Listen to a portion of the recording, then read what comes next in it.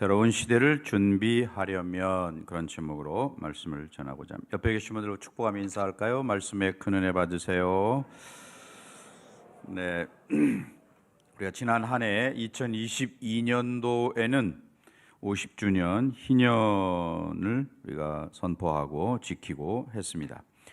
23년과 24년도에는 새로운 시대를 우리가 준비하기 위해서 좀 신앙을 정리하고 또 모든 것들이 정비되어서 새로운 시대를 맞이하기에 부끄러움이 없는 그런 모습이 되어야 되겠다라는 거죠. 그동안 코로나를 지나면서 교회 공동체들이 많이 약해졌습니다. 모이는 예배를 위해서 모이는 일도 약해지고, 특별히 그 소그룹으로 모이는 일을 잘 못하다 보니까 너무 약해져 버린, 마치 우리 몸도 면역 체계가 약해지면 소위 그 대상포진 같은 그런 병들이 생기게 됩니다. 신경을 따라서 이렇게 우리 몸 안에 있는 균들이 이동하고 해서 정말 힘들고 어려운 그런 일들을 겪게 되는 거죠.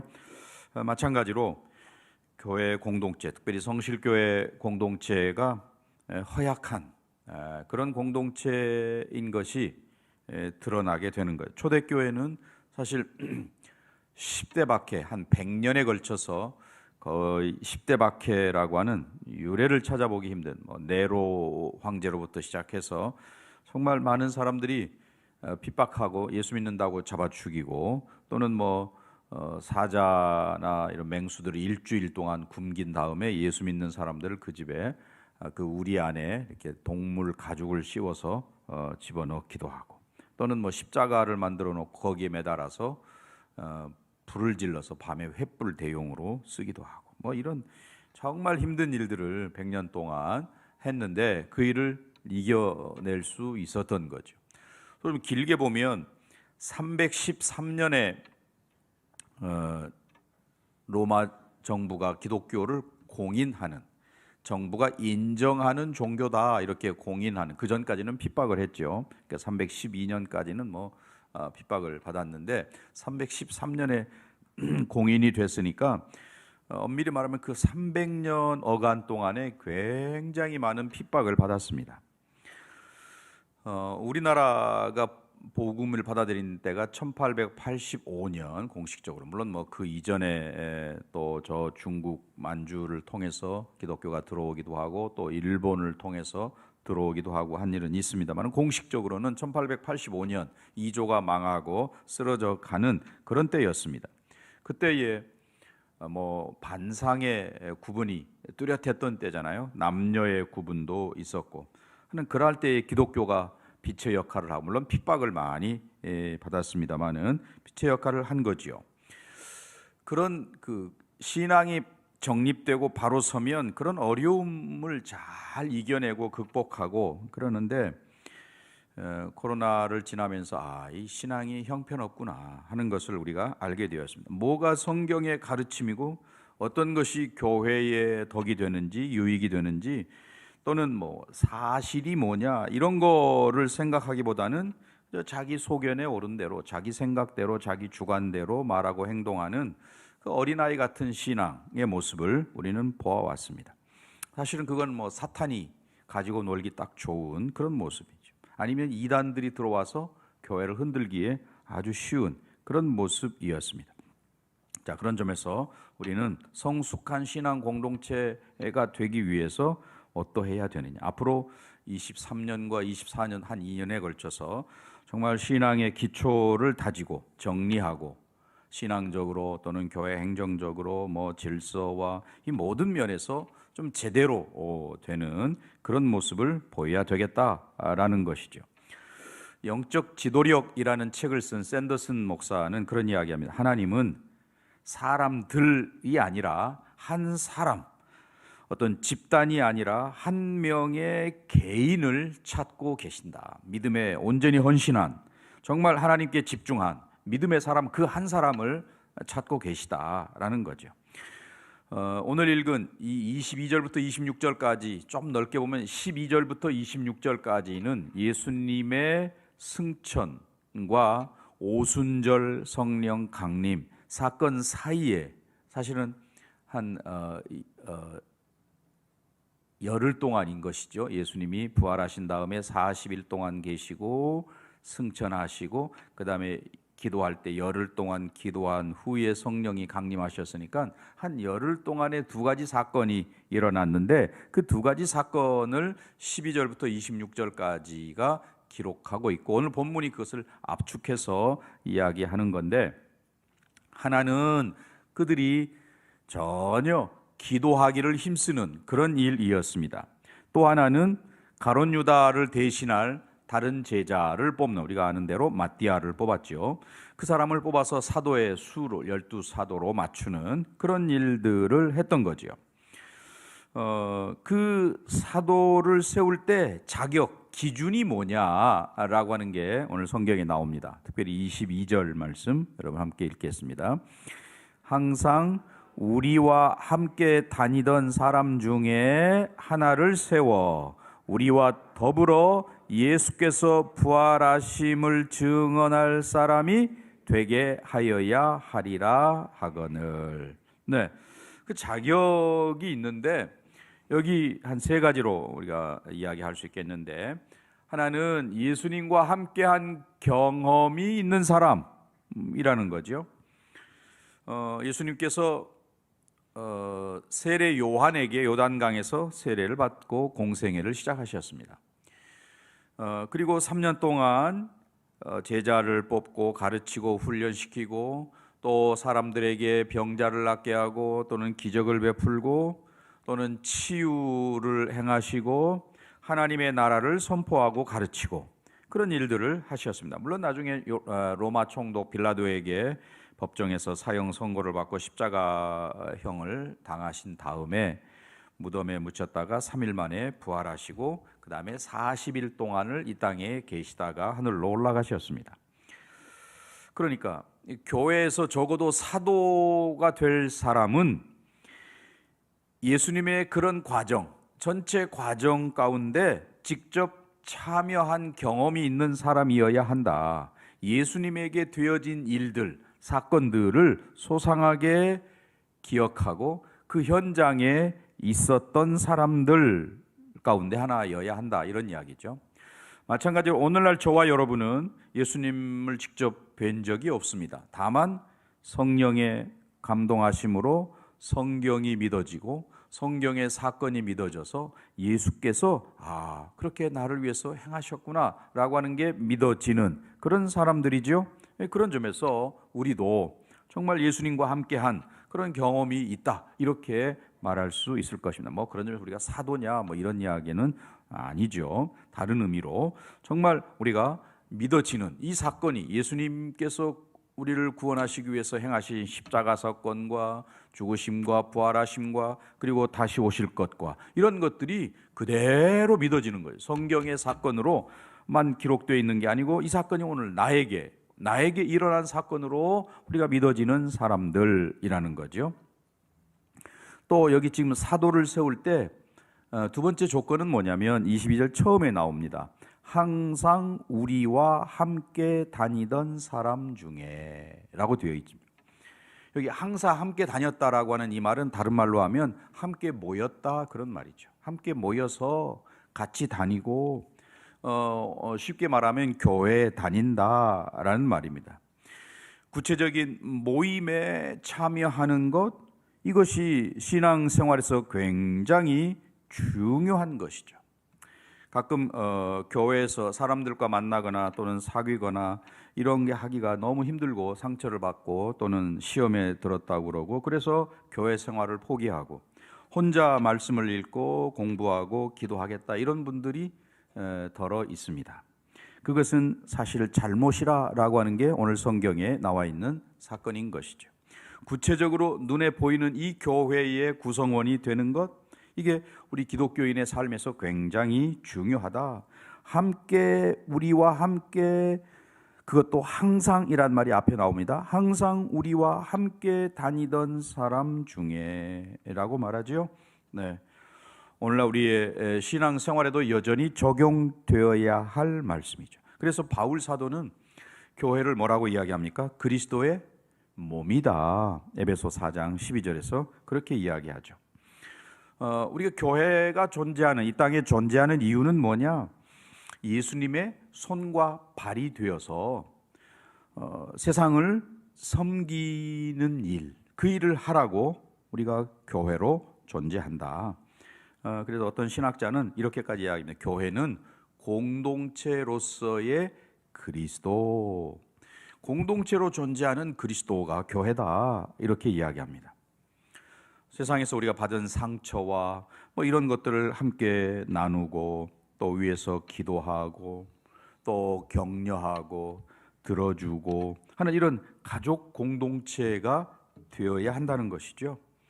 이 공동체 안에 들어가지 않고 그냥 밖에서 괜찮은 신앙인인 것처럼 하는 거, 이거는 착각이다, 그런 이야기입니다. 사도를 뽑을 때 가장 중요한 것이 항상 우리와 함께 다니던 사람 중에 늘 그 모임에 같이 있었고 그 자리에 함께 있었던 사람이라는 것입니다. 소그룹 안으로 들어온 사람 중에서 라는 겁니다. 우리가 에덴 동산에서 아담과 하와가 타락한 이후에 제일 먼저 한 일이 뭡니까? 하나님이 두려워서 숨었다라는 거죠. 그러니까 타락한 인류가 제일 먼저 한 일이 뭐냐? 숨는 거가 제일 먼저 한 것입니다. 즉 다른 말로 하면 다른 사람들과 적당한 거리를 두고 자기를 드러내지 않는 그런 모습. 그러니까 관계를 맺지 않는 거죠. 성도로서의, 같은 지체로서의 관계를 맺지 않고 적당히 거리를 두고 가면을 쓰고 생활하는 그러한 모습들. 우리 모든 성도들이 목장 안으로 또는 소그룹 안으로 들어가서 그 안에서 성경은 철이 어떻게 합니까? 날카롭게 한다 그랬습니다. 서로 부딪히고 다듬어주는 그런 경험들을 어디서 하느냐? 소그룹 안에서 하는 거죠. 사도행전을 읽어보면 크게 두 가지 공동체가 있습니다. 하나는 이렇게 대그룹으로 모여서 하는 예배 공동체, 대그룹, 하루에 뭐 3,000명, 5,000명씩 늘어나는 그런 공적인 예배를 드리는 대그룹이 있고, 또 하나는 가정에서 모이는 작은 소그룹이 있습니다. 2가정 또는 3가정 이렇게 모여서 같이 예배하는 그런 모습. 그러니까 이 대그룹으로서의 모임과 소그룹으로서의 모임이 함께 균형 잡힌 그 교회가 건강한 교회, 건강한 그리스도이구나 라고 하는 것이죠.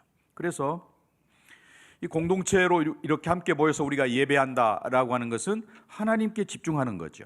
하나님께 예배하고 수직적인 관계에 집중하는 그런 시간입니다. 또 우리가 흩어져서 소그룹으로 모인다라고 하는 건 물론 그 안에 예배가 있고 찬송이 있고 기도도 있습니다만은 같은 위치에서 같은 수평적인 관계에서 그런 일들을 하게 됩니다. 그래서 한 몸이 되기도 하고 또는 상대방의 아픔을 수용하면서 함께 위해서 기도하고, 또 때로는 뭐 서로 의견이 다를 수도 있고, 그런 적절한 만남 속에서 우리가 소그룹을 통해서 천국을 경험하고 하나님의 나라를 이루어 가도록 되어 있는, 그래서 특별히 이 코로나를 지나면서 소그룹이 건강한 교회들은 굉장히 오히려 더 성장했다, 또는 헌금도 오히려 더 많아졌다, 그런 간증들을 합니다.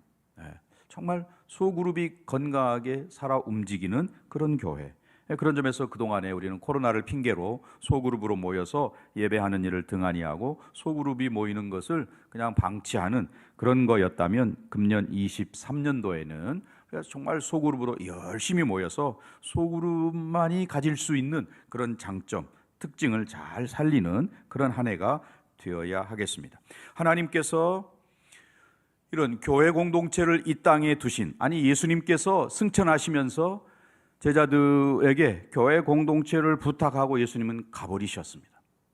그 교회 공동체가 이 세상의 해답이라는 그런 이야기죠. 깨어진 또는 무너진 세상 속에서 교회가 그들을 살리고 새롭게 하고 또 하나님 나라를 보여주는 그러한 곳이 공동체, 소그룹 공동체 또는 교회 공동체라는 것입니다. 예수님의 부활하심, 그 부활하시는 장면 또는 승천하시는 그 현장, 거기에 증인으로 있는 사람 중에서 사도를 뽑는다라는 이야기죠. 사도행전을 28장까지 있죠. 읽어보면 사도행전에 여러 설교들이 나옵니다. 베드로의 설교도 있고 스데반의 설교도 있고 사도 바울의 설교도 있고 여러 편의 설교들이 사도행전의 안에 나오는데 그 설교들의 공통점이 뭐냐? 예수님의 부활인 것이죠. 그 설교 가운데 예수님의 부활이 가득 담겨져 있다는 것입니다. 그래서 우리 기독교는 부활의 종교입니다. 기독교가 다른 종교와 큰 차이가 있다면 바로 이 부활, 예수님의 부활하심을 선포하고 우리가 굳게 믿고 나가는 거죠. 예수님께서 우리의 죄를 짊어지시고 죽으셨다가 다시 살아나셨습니다 라고 하는 이 사실, 이거는 우리 교회가 또 저와 여러분이 해야 할 아주 중요한 일이 예수님의 부활을 증언하는 거구나 하는 것을 알게 하는 것이죠. 그래서 교회를 다른 말로 부활 공동체 이렇게도 이야기를 합니다. 예수님의 부활하심으로 인해서 교회가 시작된 것이고 그 부활, 예수님의 부활이 능력이 되어서 우리로 하여금 교회를 유지하게 만들고 결국 교회가 완성되는 것도 예수님의 부활하심 때문에 완성이 된다.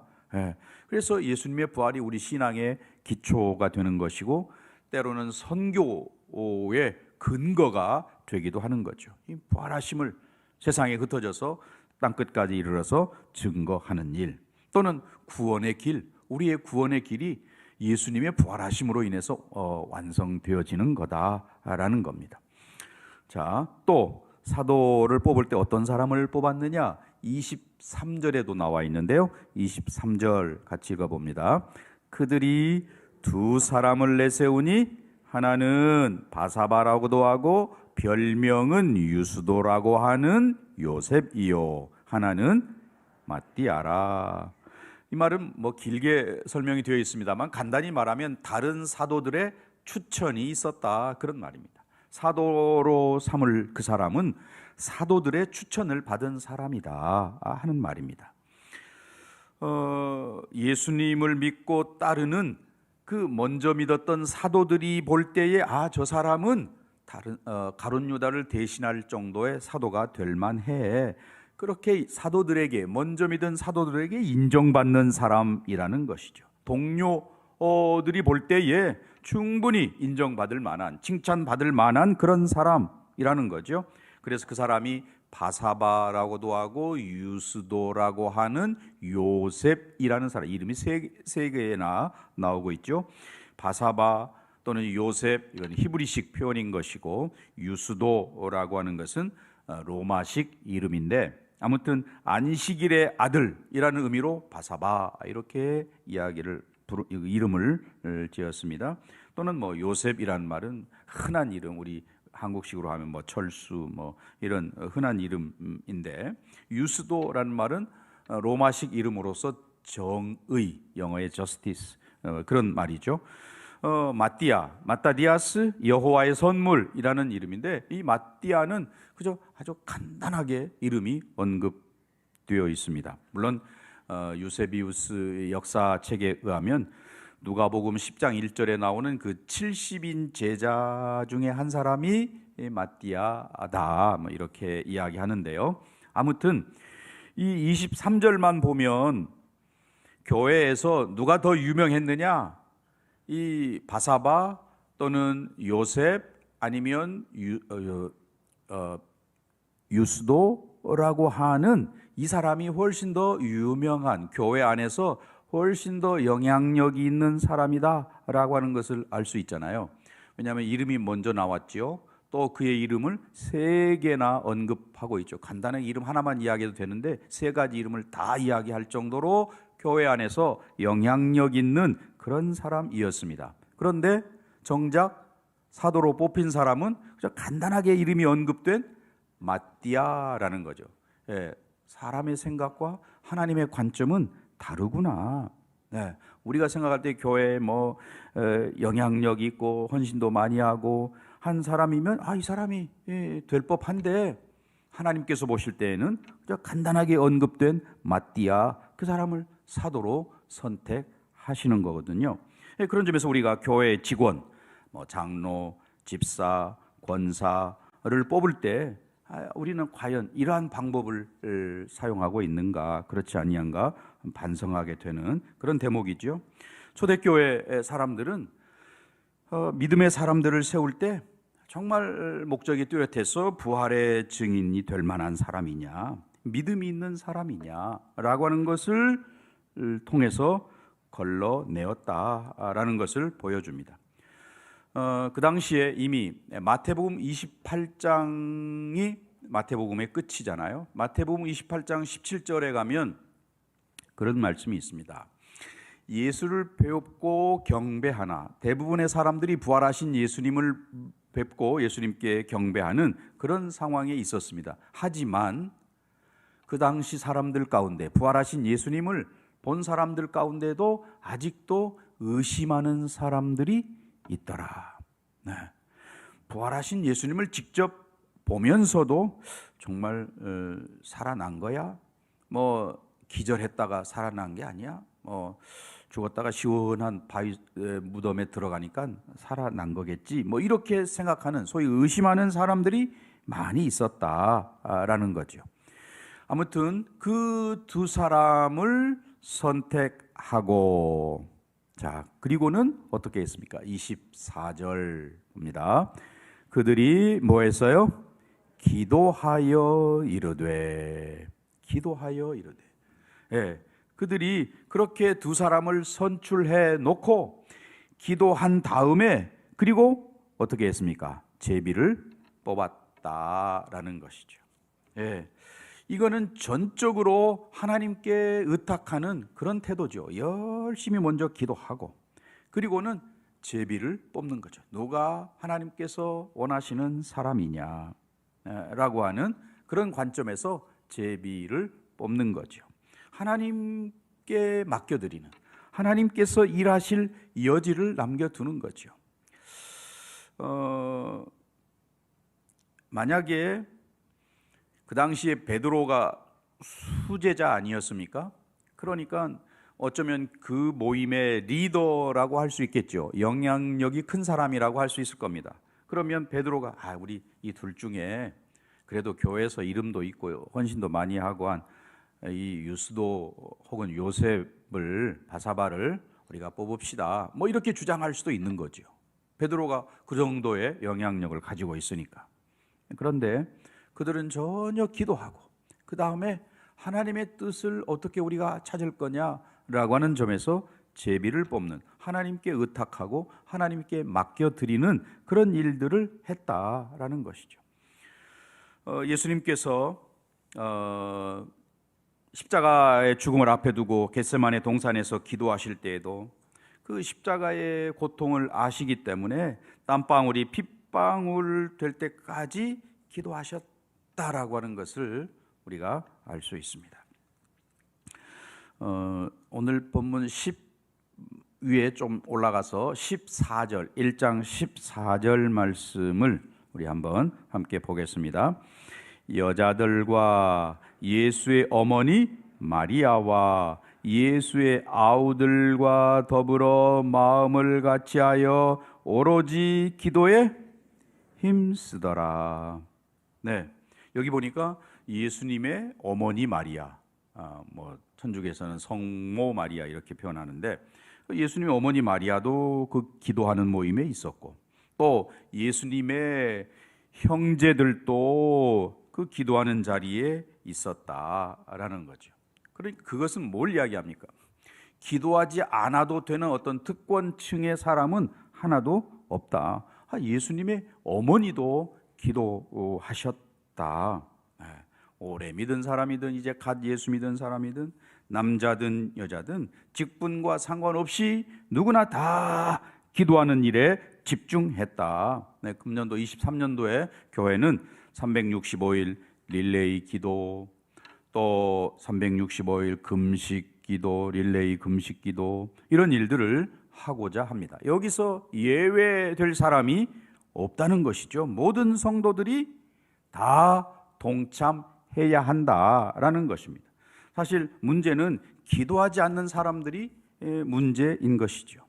베드로도 기도하기 전에는 장담하고 뭐 칼을 빼서 말고의 귀를 자르고 하는 그런 사람이었습니다. 그러나 그가 기도한 이후에 달라졌고, 특별히 베드로 전후서를 읽어보면 그가 얼마나 경건한 하나님의 사람인지가 잘 드러나 있습니다. 놀랍게 변화된 것이지요.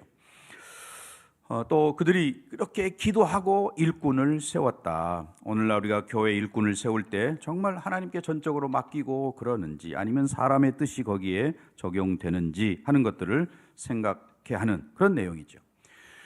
고린도 교회를 우리가 잘 압니다. 고린도전서 2장 16절부터 3장 3절까지에 보면 바울은 고린도 교회 성도들을 두 종류의 사람으로 나누고 있습니다. 하나는 신령한 자, 영어 성경에 spiritual person이라고 되어 있습니다. 신령한 자가 있고, 또 하나는 육신에 속한 사람, 다 구원받은 백성이고 예수 믿는 사람들인데 그들을 둘로 나누는 거죠. 신령한 자가 있는가 하면 육신에 속한 자가 있다.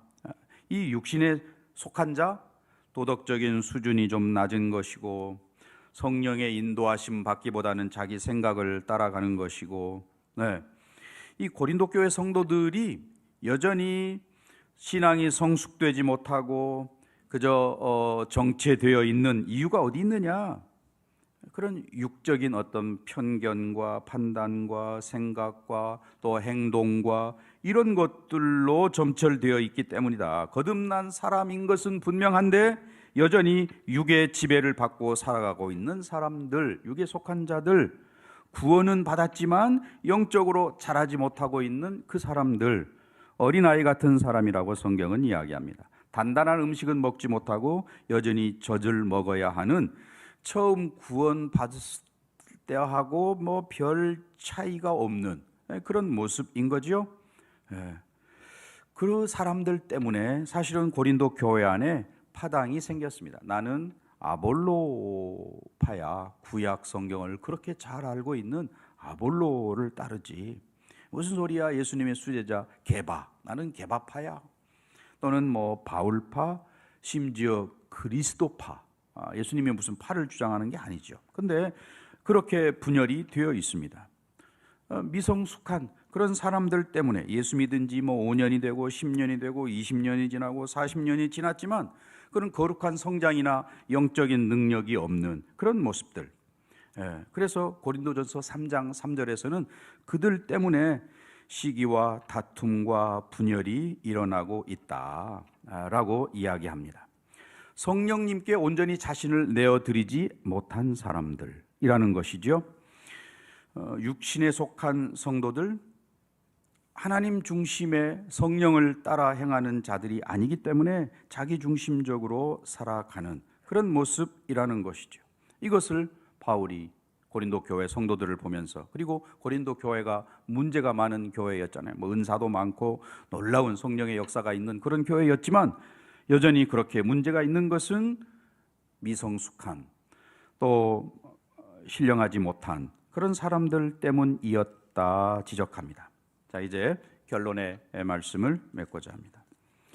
가룟 유다를 보면서 하나님께서 사명을 감당하지 못하니까 그것을 빼앗아서 다른 사람에게 맡기시는구나 라고 하는 것을 우리에게 알게 합니다.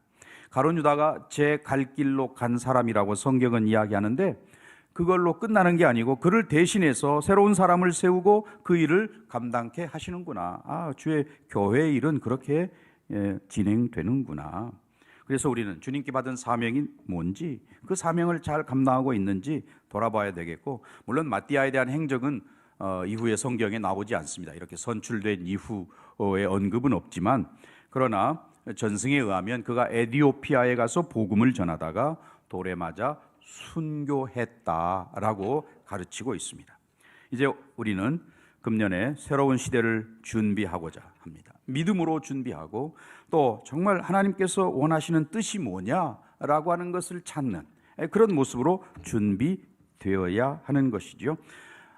초대교회가 가룟 유다를 대신할 사람들을 뽑기 위해서 먼저 기도하고 하나님의 뜻을 찾기 위해서 제비를 뽑고 하는 그런 모습들이 우리가 신앙하는 신앙의 모습을 보여주는 좋은 표대가 된다고 생각합니다. 바라기는 저와 여러분이 이러한 좋은 신앙의 표대를 따라서 새로운 시대에 걸맞는 그런 신앙으로 무장되는 우리 모두가 되시기를 주님의 이름으로 간절히 축원합니다.